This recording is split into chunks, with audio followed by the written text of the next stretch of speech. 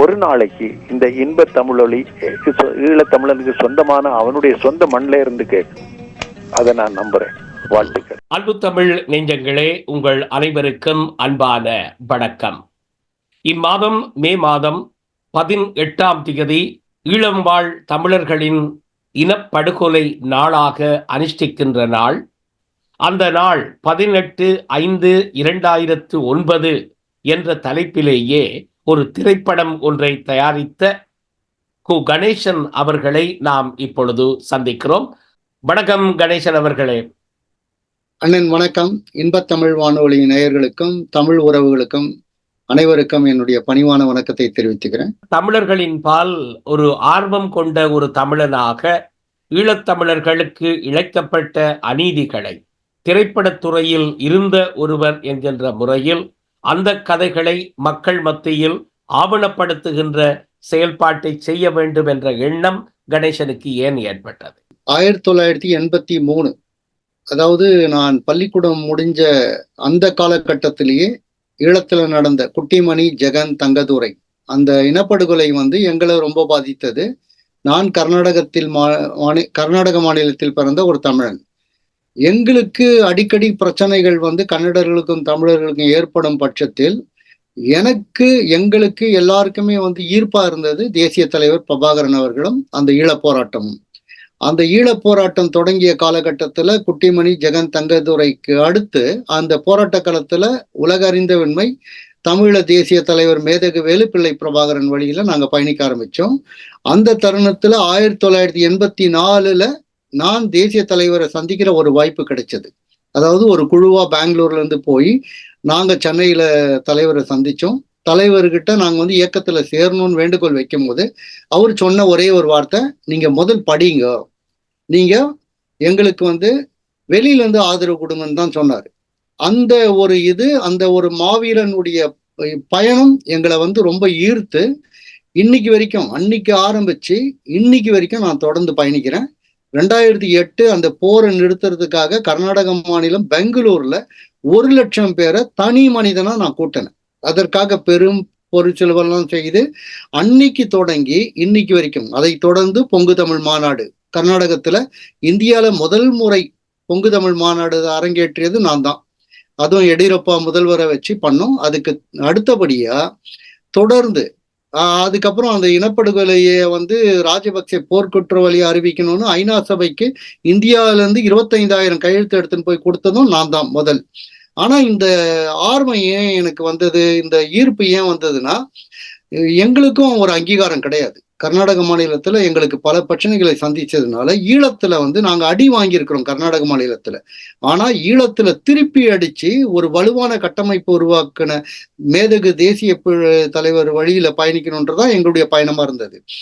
அதுக்கு தொடர்ந்து பயணிக்கணுன்றதுக்கு தான் அந்த போராட்டத்தின் காரணமாக 2014 ஆரம்பிக்கப்பட்ட இந்த படம் தடை செய்யப்பட்டு பல பிரச்சனைகளை சந்திச்சு பல நாட்டுல பல பிரச்சனைகளை எல்லாம் கடந்து இப்போ இந்த படத்தை மக்கள் முன்னால கொண்டு வந்திருக்கிறோம். இந்த திரைப்படத்துக்கு முன்னர் நீங்கள் இன்னும் ஒரு திரைப்படம், அதுவும் சர்ச்சைகளை ஏற்படுத்திய ஒரு திரைப்படம் என்று நினைக்கிறேன், இசைப்பிரியாவினுடைய சரித்திரத்தை திரைப்படமாக்கியவரும் நீங்கள் தானே? ஆமாண்ணே. போர்க்களத்தில் ஒரு பூ என்ற படம். அந்த படம் இந்தியாவில தடை செய்யப்பட்டது அல்லாமல் வெளி உலகத்திலையும் வெளி புலம்பெயர் தேசத்திலையும் பல பிரச்சனைகளை சந்தித்தது. இந்தியாவில நான் சந்தித்த இழப்புகள் எக்கச்சக்கம். இன்னைக்கு நான் ஏதோ ஒரு நாட்டுல ஒரு ஒரு உணவகத்துல வேலை செய்யற நிலைமையில தான் உங்ககிட்ட நான் பேசிட்டு இருக்கிறேன்.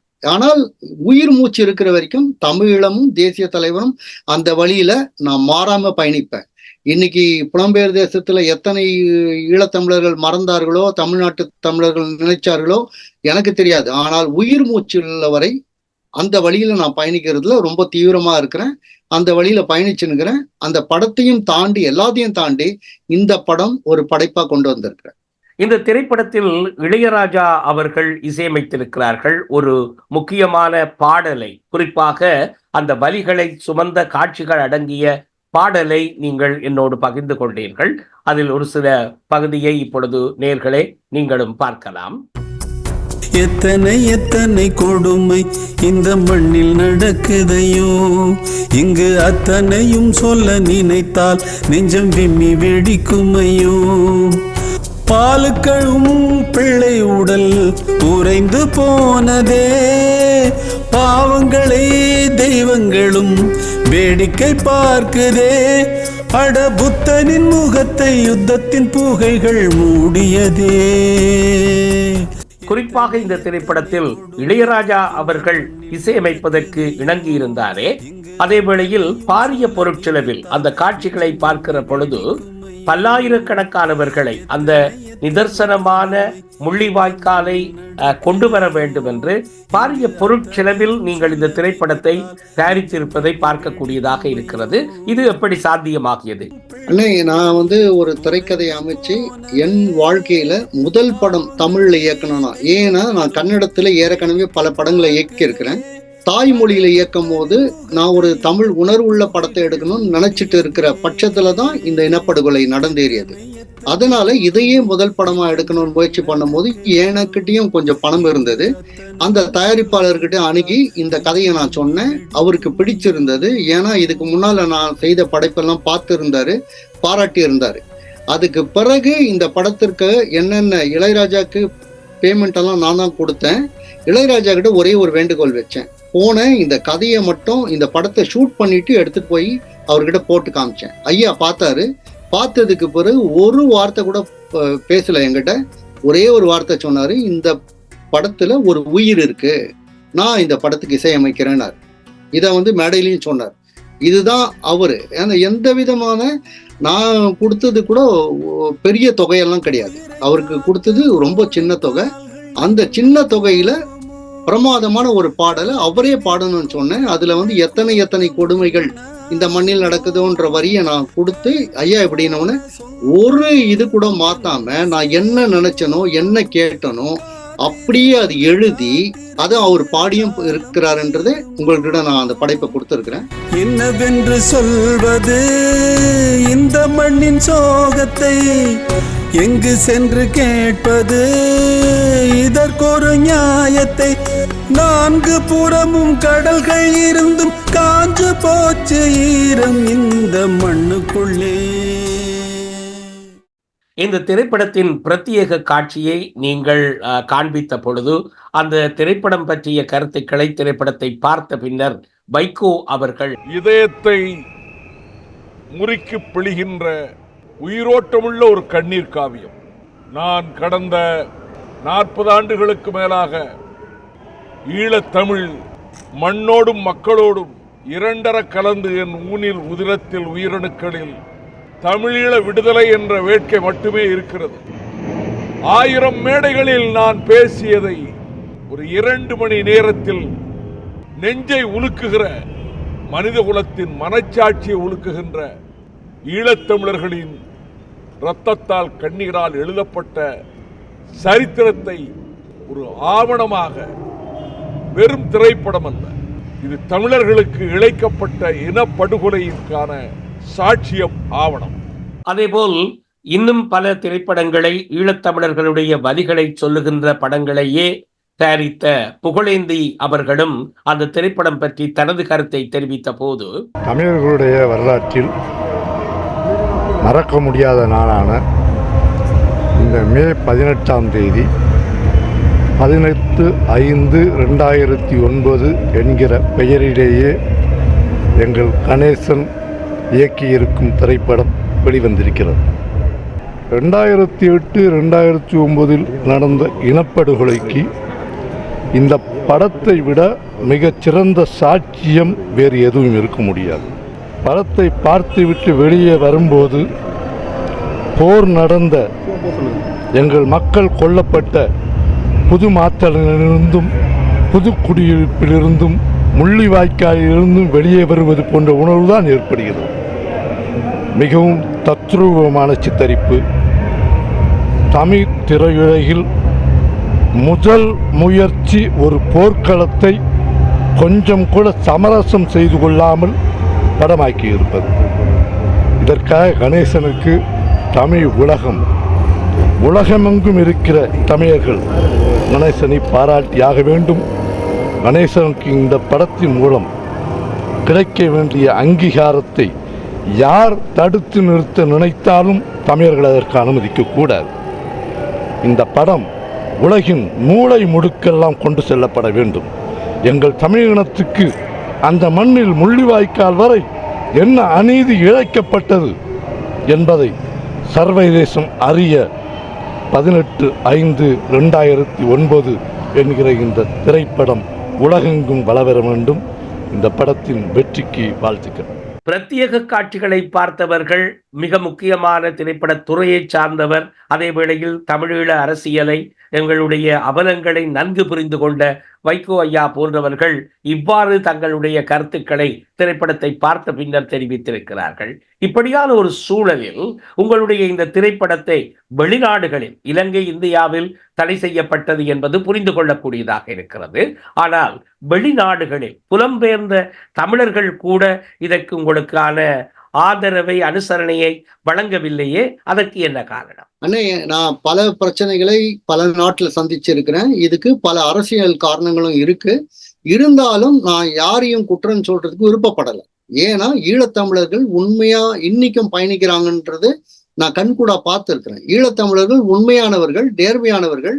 அவர் தேசிய தலைவர் வழியிலையும் தமிழுடைய இலக்கை நோக்கி பயணிக்கிறவங்க புலம்பெயர் தேசத்துல எல்லா வழியிலையும் இருக்கிறாங்க. அந்த நம்பிக்கை எனக்கு இன்னைக்கும் இருக்கு.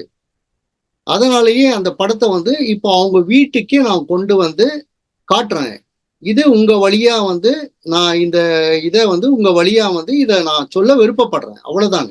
கணேசன் அவர்களே, இதை திரைப்படமாக நீங்கள் தயாரித்த பொழுது அங்கே நடந்த விடயங்களை காண்பிக்கின்ற ஒரு ஆவணத்துக்கு அப்பால் ஒரு கதை இழையோடி இருக்கும். அதை பற்றி ஒரு சிறு சுருக்கமான அந்த கதை, எப்படி நீங்கள் அதை உருவாக்கினீர்கள்? கற்பனை கலந்து உண்மை சம்பவத்தை சொல்லுகிற ஒரு திரைப்படமாக இது இருக்குமா? இந்த கதை கற்பனை கிடையாதுன்னு, எல்லாமே நடந்த சம்பவங்கள். ஊடகங்கள் வழியாக வந்தது, சேனல் 4 வழியாக வந்தது. பின்பு நான் கனடா, பிரான்ஸ், லண்டன் எல்லா நாட்டுக்கும் போய் உண்மையான போராளிகள்கிட்ட அந்த தகவலை தெரிஞ்சு திரைக்கதைக்கு எப்படி வேணுமோ அதை மாற்றி அமைச்சுக்கிறேன் ஒழிய கற்பனையா எதுவுமே கொண்டு வரல. எல்லாமே பார்த்தீங்கன்னா திரை வடிவத்தில் என்னென்ன கொடுக்க முடியுமோ கொடுத்தால் அது எப்படி மக்கள் பார்க்கக்கூடியதாக இருக்குமோ அப்படி எடுத்திருக்கிறேன். எதுவுமே என்னுடைய சொந்த கற்பனை எதுவுமே கிடையாதுங்க. எல்லாமே நடந்த சம்பவங்கள் தான். இயக்கம் ஆரம்பித்த காலகட்டத்திலிருந்து தொடர்ந்து அவர்கள் சந்தித்த பிரச்சனைகள் 2009 முள்ளிவாய்க்காலில் நடந்து முடிக்கிற இது வரைக்கும் எல்லாமே இது. ஆனால் இது படிச்சிருப்பாங்க, கேட்டு இருப்பாங்க, சின்ன டாக்குமெண்ட்ரி பார்த்துருக்கலாம். ஆனால் திரை வடிவத்துல நான் ஒரு அழகான ஒரு திரை வடிவத்துல இதை கொடுத்திருக்கிறேன். ஆம், அன்பு தமிழ் நெஞ்சங்களே, கணேசன் அவர்கள் எடுத்திருக்கின்ற இந்த திரைப்படம் என்பது ஒரு ஆவணமாக, அந்த திரைப்படத்தை முழுமையாக பார்க்கின்ற வாய்ப்பு இப்பொழுது இருக்கிறது. அந்த திரைப்படத்தை mkadai.com என்ற இணையதளத்தில் மிக குறைந்த கட்டணம் $4 கனேடிய, 5 ஆஸ்திரேலிய டாலர்கள், மற்ற நாடுகளில் அந்த அளவு சிறிய தொகையை செலுத்தி இந்த திரைப்படத்தை நீங்கள் பார்ப்பது, இந்த திரைப்படம் தயாரிக்கப்பட்ட, எடுக்கப்பட்ட முயற்சிக்கு நீங்கள் கொடுக்கின்ற ஆதரவாக இருக்க வேண்டும். தமிழ் இன வரலாற்றில் மறக்க முடியாத நாள் 18/5/2009. எவ்வளவு பிரச்சனைகளை இந்த தமிழினம் தாங்கி கடந்து வந்திருக்கிறது. ஆனால் ஈழத்திலே நடந்த வன்கொடுமை, துப்புல்குடி பந்தங்கள் லட்சமாக கொன்று குவித்த போது நாமெல்லாம் கையாலாகத்தனமாக என்ன செய்வது என்று தெரியாமல் விழித்துக் கொண்டிருந்தோம். உலகம் முழுவதும் உள்ள தமிழர்கள் அனைவரும் இந்த படத்தை பார்க்க வேண்டும்.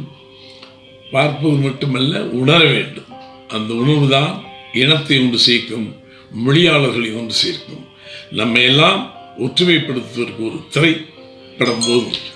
அந்த படம் அந்த வேலை செய்யும் என்று நம்புகிறேன். எங்களுடைய நேயர்களே, நீங்கள் இந்த நிகழ்ச்சியை கேட்டுக்கொண்டிருப்பவர்கள், பார்த்து கொண்டிருப்பவர்கள், அந்த திரைப்படத்தை பார்த்து இந்த செவ்வியின் கீழே உள்ள கமெண்ட்ஸ் பகுதியில் திரைப்படம் பற்றிய உங்கள் விமர்சனத்தை எதுவாக இருந்தாலும் நீங்கள் பதிவிட வேண்டும் என்ற ஒரு வேண்டுகோளையும் உங்களிடம் விடுக்கிறேன். கணேசன் அவர்களே, உங்களுடைய முயற்சி நிச்சயமாக வீண் போகாது. உலகெல்லாம் பறந்து வாடும் ஈழத் தமிழர்களே, முள்ளிவாய்க்கால் நினைவேந்தலை ஒரு திரை காவியமாக காண்பிக்கின்ற இந்த முயற்சிக்கு உங்கள் பூரண ஆதரவை கொடுப்பதன் மூலம் இப்படியான முயற்சிகள், சரியான முயற்சிகள் வெளிவருவதற்கு உங்களுடைய கருத்துக்களை கமெண்ட்ஸ் பகுதியில் இந்த செவ்வியின் கீழ் திரைப்படத்தை பார்த்த பின்னர் நீங்கள் வந்து பதிவிட வேண்டும். அவற்றை கணேசன் போன்றவர்கள் அல்லது ஈழத்தமிழர்களுடைய வலிகளை சுமந்து வருகின்ற கதைகளை வெற்றிகரமாக மக்கள் மத்தியில் கொண்டு செல்லக்கூடிய ஒரு வாய்ப்பை, எவ்வளவோ விடயங்கள், எவ்வளவோ கதைகள் இன்னமும் பதிவு செய்யப்படவிருக்கிறது. அவை திரை வடிவாக வருகிற பொழுது அவற்றிற்கு மிக மிக பலமும் ஆயுளும் நீண்டதாக இருக்கும் என்பதை கருத்தில் கொண்டவர்களாக உங்கள் அனைவரது ஆதரவையும் இந்த திரைப்படத்திற்கு நீங்கள் வழங்க வேண்டும் என்று வினயமாக கேட்டுக்கொண்டு விடைபெற்றுக் கொள்கிறேன். நன்றி, வணக்கம். இன்று கூட வேண்டுமானால் ஐநா சபை மூலம் பொது வாக்கெடுப்பு நடத்தி பார்க்கட்டும். தனி தமிழீழ அரசுக்குத்தான் அதிகமான வாக்குகள் கிடைக்கும்.